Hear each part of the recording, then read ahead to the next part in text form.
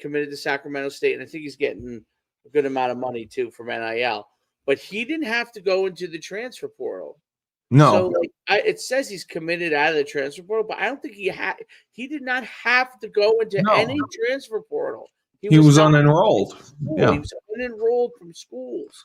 So I don't even know if he was actually in the transfer portal. They just say it because people don't know. But he just – because if you think about it, if you go to NAIA. Oh, yes. An NAIA school.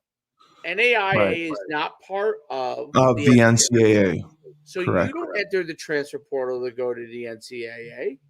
You don't enter anything. If you want to go to another school that's in the NCAA, you just enroll in a new school. Right. There's no transfer portal because they're not part of the NCAA system. Well, the Sac State's not NAIA, right? No, but I'm saying once you're not enrolled in any NCAA school, period, any NCAA school, you don't need a transfer portal. Correct. You just enroll in the school that you want to go to. And the junior college thing I also think is interesting because JUCOs were losing kids. But now they're going to get a lot of kids back because their eligibility either isn't going to count because they can't get NIL money.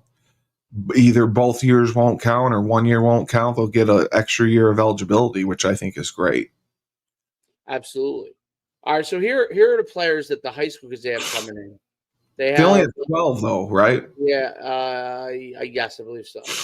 They got 12. They have Xavier Bridge-Brooks, defensive back from Maryland, had a bunch of offers, 15 other offers. That's a good one. And Kobe Brown from Georgia had a bunch of offers. See, I don't believe any of that either. A bunch of offers. They all say they got offers. You know what they got? They got dick. They got this school like they got like maybe one or two schools that offer them, and they all say they have 10 offers, and it drives me nuts. So I know a kid who had at one time 40 offers or 30 offers. Legitimately. Wow. And when it came time to commit, because he got his offers at 9th grade. Oh, because he waited so long, you said. No, because he was smaller. It never grew really.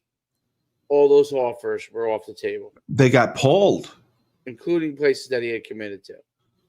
Now he still went Division I, big time, but he was like he was a guy that would look like he was going to be like a potential 5-star. But it didn't end up going that way because he just didn't get much bigger. You know what I'm saying? So wow.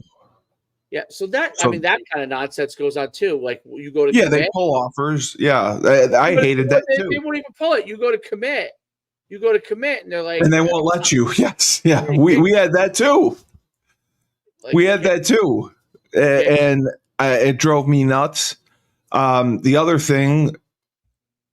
We would have, our board, and the guy who was ranked 5th on the board was committed.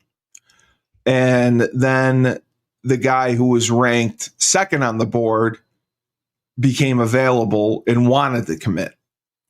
So we would then pull the offer from the kid who had been committed to us, that was ranked 5th, committed to us for months, and then offer the kid who was ranked 2nd.